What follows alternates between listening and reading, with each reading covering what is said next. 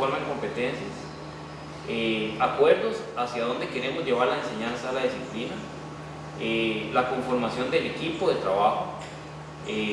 Hemos conformado equipos que no necesariamente han funcionado, me refiero a equipos docentes, pero en ese aprendizaje pues nos hemos dado cuenta dónde funcionan, dónde no funcionan, quiénes funcionan con quién, y desde esa perspectiva hemos tratado de manejar una combinación adecuada y también entender que esto es parte de una estrategia de cambio en el paradigma de cómo estamos formando y cómo estamos enseñando.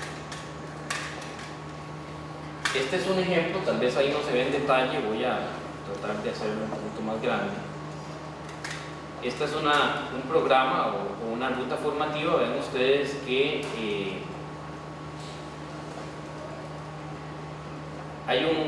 bueno, primero aquí está la parte más administrativa, el semestre, la sigla, los créditos, el requisito por requisito, las horas de trabajo, quiénes son los profesores o los facilitadores, el eje problematizador. Esta es la base sobre la cual cimentamos en este caso el módulo, y el eje problematizador es una pregunta sobre la cual desarrollamos competencias. En este caso el módulo 5 tiene que ver con cómo se diseñan y producen bienes y servicios que respondan al bienestar común. Sobre esta pregunta es que desarrollamos todo el módulo. Entonces, al finalizar el módulo 5, los estudiantes deben saber cómo se diseña y cómo se producen bienes y servicios que respondan al bienestar, ¿verdad? Desde esa perspectiva, las 10 competencias generales y 10 competencias específicas que hace un momento les mencioné tienen niveles, tienen diferentes niveles. En el módulo 5 se trabaja, por ejemplo, la competencia general 1 en el nivel 2. Identifica el objetivo que tiene el equipo de trabajo. La competencia 2 general en un nivel 1 aplica efectivamente los procesos de procedimientos administrativos relacionados con el desarrollo de las personas, y así sucesivamente. Entonces, en este módulo, en este nivel, y estas son las competencias que se desarrollan. Todo esto tiene una coherencia, ¿verdad?, en términos de toda la malla curricular, que se trabaja en competencias por niveles, ¿verdad? De la experiencia nos hemos dado cuenta que 10 competencias generales y 10 específicas son muchas. Justamente en la etapa de realimentación que hemos tenido del plan, nos hemos dado cuenta pues, que esto tenemos que acotarlo un poco más, y de hecho estamos trabajando o pretendiendo llegar a 5 competencias generales y 5 específicas. Digamos, esa es parte de una lección.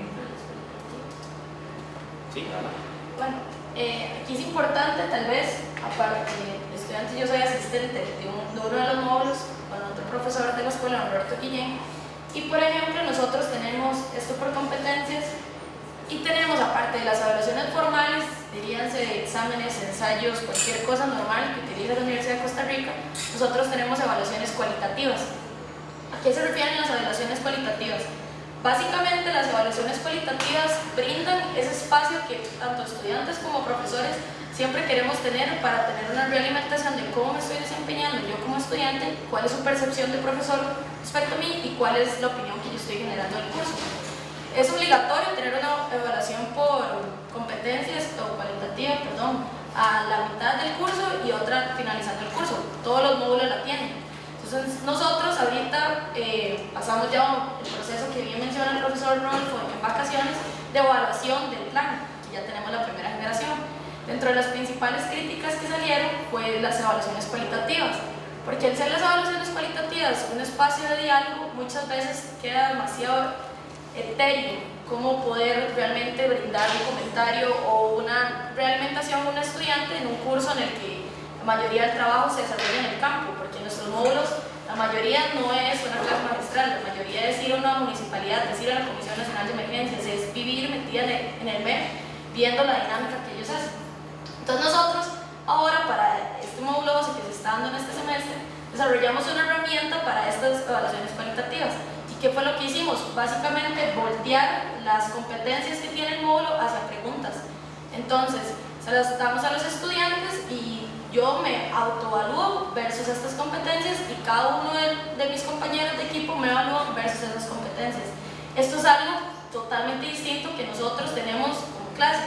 Mis compañeros me están evaluando y no me están evaluando respecto a mi reacción, no me están evaluando respecto a, o sea, mi conocimiento hacia una lectura, me están evaluando, que también yo puedo definir un bien público. Y eso es pura experiencia. Entonces, para mí como estudiante es uno de los pros que presenta el campo de competencias. Sí, eso es muy importante, si me permite, esa evaluación cualitativa es justamente el rol facilitador del docente. El conocer a mi estudiante me da la posibilidad de a la mitad del semestre, porque si lo hago al final, ¿ya para qué? Entonces, justamente a la mitad del semestre, cuando ya ha habido un avance en el módulo, poder realimentar al estudiante en términos del desarrollo de sus competencias. Como decía Ana Javier, esto es algo en lo que hemos tenido que aprender mucho, o en lo que estamos aprendiendo mucho. Entonces, una de las críticas que nos hacían los estudiantes es que en esa evaluación cualitativa muchas veces quedaba la interpretación con el nivel de subjetividad del docente, en términos de lo que él visualizaba, entendía y veía del estudiante. Entonces, hemos incorporado esta dinámica de autoevaluación, donde los estudiantes también se evalúan entre ellos y entran en una reflexión y le dicen a Ana Javier, donde ya ellos han aprendido, y parte de las competencias es también asumir la autocrítica, ¿verdad? Entonces, ellos ya asimilan adecuadamente que el otro estudiante le pueda decir a Ana Javier que todavía tiene que presentar de una forma más relajada, ¿verdad? Por decir algo, no es el caso de Ana Javier, pero perfectamente un estudiante le puede decir a otro, mire, usted tiene que estar más relajado a la hora de presentar un tema, ¿verdad? Y eso se asume como parte de ese aprendizaje. Sí, usted habló aquí que, yo de esto no sé nada, así es que, usted habló aquí de que hay preguntas generadoras, o algo así.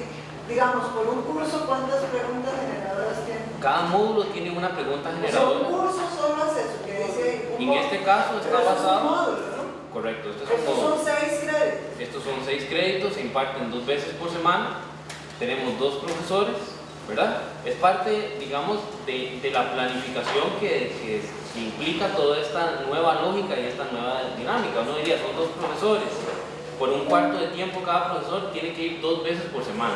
Bueno, eso es parte del compromiso que muchos de nuestros profesores, o la mayoría de los profesores, pues ha asumido en este plan por competencias. A mí, por 6 horas que debo estar, más las horas extra clase que esto implica, pues me pagan un cuarto de tiempo, ¿verdad? Y así todos mis compañeros. Desde esa perspectiva, bueno, es que tanto también se asume ese tema, digamos, a nivel administrativo. Pero independientemente de eso, sí, en cada módulo es una pregunta que genera toda la discusión y todo el engranaje hacia el desarrollo de competencias. Uno esperaría que al finalizar este módulo 5, los muchachos sepan cómo se diseñan y cómo se trabajan servicios públicos, ¿verdad? Y todo lo que eso implica, ¿verdad? Parece sencillo, pero tampoco es como sencillo. ¿Puedo meter la cuchara en ese punto?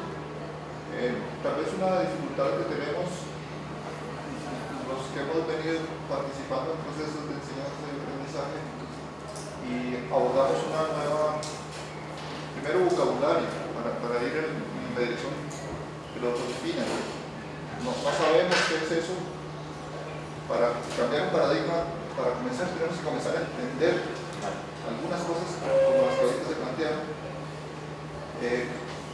Yo podría insistir en qué difiere un objetivo general de un curso de una pregunta generadora o como se llame, sí, de un módulo, y no en el sentido de tratar de oponer cosas o buscarle pelos al gato, sino en que yo supongo que la respuesta a esa pregunta que estoy haciendo debería llevarnos más a los viejos a cuestionar cuáles son las nuevas prácticas que nosotros deberíamos valorar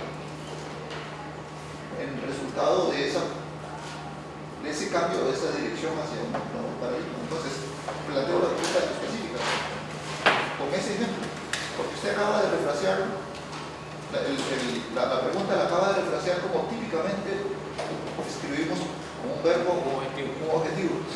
Entonces, ¿qué cosas hace la diferencia? Si la evaluación cualitativa es una, bueno, yo quisiera saber si se difiere de esas diferencias o no.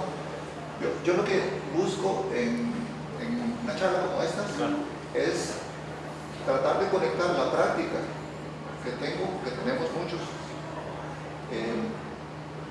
con lo que estamos ahorita conversando, pero para cuestionar qué diferencias hay en el comportamiento que nosotros deberíamos tener como docentes.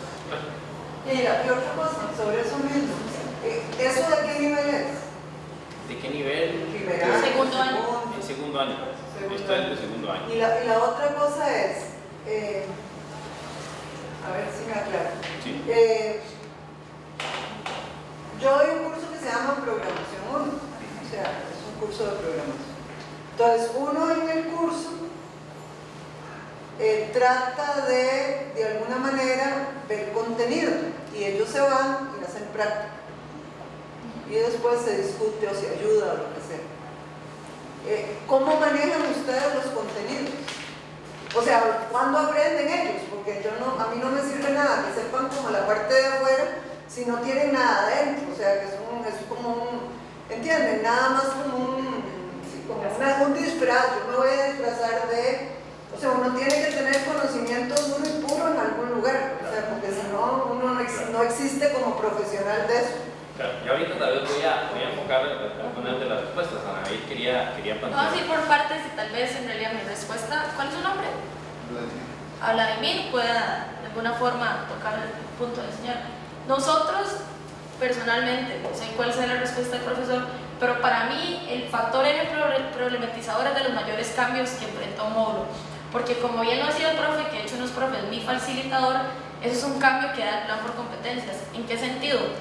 Cuando los profesores asumen esta responsabilidad, de alguna forma es entender el contexto en el que estamos. Mi generación, por las ventajas tecnológicas que hemos tenido y por la estimulación, que ya está de sobra mencionar que tenemos, ya no se puede hablar de una educación en la que el profesor me dice que y yo lo voy a tomar como verdad absoluta, porque 5 segundos de lo que me está diciendo me genera curiosidad y yo ya tengo Google en mi celular y en 3 segundos tengo 3 respuestas diferentes. Entonces es altamente probable que el constructo entre la experiencia del profesor y lo que alguna referencia bibliográfica me esté diciendo pueda generar una conversación más rica en la clase. Entonces, ¿por qué a mí me parece que plantearlo como eje problematizador es muy distinto? Una vez que uno plantea un objetivo, usted tiene claro cuál es la ruta hacia dónde va. Usted ya, o sea, un objetivo le presenta a usted la respuesta, usted ya sabe la respuesta, ¿cómo le va a lograr? Me presenta un objetivo. Al tener nosotros ejes problematizadores tenemos una pregunta, pero no sabemos cómo alcanzarla.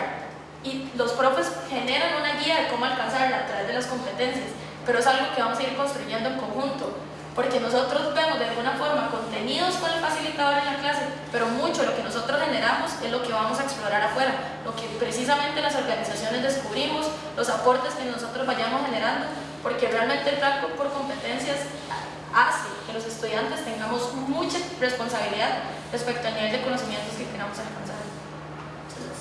Ese es un tema fundamental porque el objetivo, como bien plantea Ana Javier, nos limita a que esa es la meta que queremos alcanzar. Con una pregunta generadora, el conocimiento no es lo que yo les transmito a mis estudiantes, sino es el conocimiento que desarrollamos en conjunto con ellos en la clase. Entonces es ahí donde hay una diferencia importante. No digo que sea fácil, ¿verdad? Cambiar el chip, a uno como docente, cambiarle un poco el chip y decir, bueno, es que ahora yo voy a generar una pregunta y sobre esa pregunta yo con mis estudiantes voy a trabajar y a desarrollar el conocimiento, porque justamente eso es lo que pasa. Uno puede traer el método de programación... No, pero un tititito. O sea, sí. suponete que vos estás explicando ecuaciones. Correcto. O sea, vos sabés resolver ecuaciones. No te vas a poner con los estudiantes a ver juntos cómo llegamos a la resolución de ecuaciones, porque ya vos sabés resolver ecuaciones. Claro. Entonces, como que el problema es distinto. ¿Entienden? Hay materias donde yo no digo que tenga que ser magistral ni digo nada de eso, pero no es cierto, o sea, sería una mentira decir, y ahora yo que no sé resolver ecuaciones voy a ver con todos cómo hago yo para despejar la X. O sea, no, o sea, la X se despeja así y así es como se despeja. No sé si me explico, o sea, hay conocimientos que no es cuestión de irlos a buscar a la calle porque están, o sea, ya alguien hizo el trabajo de ponerlos en blanco y negro y uno tiene la obligación de llevar de alguna manera. Yo entiendo que el problema pedagógico es importante, ¿cómo los llevas ahí? Pero decir entre todos, vamos a descubrir cómo se resuelve una ecuación, por Dios, no. Porque además los estoy engañando. Y tampoco se trata de engañar a la gente. Aquí vamos a construir el conocimiento juntos. Pero O sea, es que sobre eso, bueno, y con un poco la experiencia que ahora vamos a comentar con ustedes, también esto hay que adaptarlo a cada área de conocimiento. No es lo mismo, o sea, cómo formamos no es lo mismo cómo formamos en administración, en archivística, en informática, en medicina, en educación física, qué sé yo, ¿verdad? Un poco la teoría de las competencias, ¿verdad? Hay que adaptarlas a esas áreas de conocimiento y lo importante es tener claro, desde un principio, cómo enseñamos para a partir de ahí empezar a cambiar de chip con ese profesor, ¿verdad? A las competencias. Yo tengo un punto importante, voy a meterme en una parte que adelanta un poco el taller que íbamos a tener después de las 10:30, pero tal vez me parece que la dinámica que tenemos se presta para poder, ¿verdad? En la verdad es que sí estamos construyendo aquí entre todos preguntas y dudas. En particular, la palabra que usaste fue nodo problematizador, no eje problematizador, interpreta generador, sino nodo. En competencias, una de las nuevas prácticas es asumir que esa forma de establecer las intenciones te integra los conocimientos, los saberes y las actitudes en una sola forma de entenderlas. Los objetivos tienden a separarlas. Entonces los objetivos se especifican generalmente solo a conocimientos o a veces solo a procedimientos. Mientras que los nodos problematizadores podría ser una cuestión de palabras, podría ser que nosotros los de educación tendemos a tener ese problema de que entre las diferencias, pero sí hay una diferencia clara en que por objetivos te enfocas en el conocimiento, con nodos, competencias, integradores, núcleos integradores, tomas todo. Entonces en una pregunta generadora entran no solo los conocimientos, sino también hay que preocuparse por, bueno, cómo se diseña, cuáles son los procedimientos para poder diseñar. ¿Y cuáles serían las actitudes que debería tener una persona, las precauciones, las nociones que debe tener cuando diseña o advierte que es un bien público? En el caso de las competencias, el profesor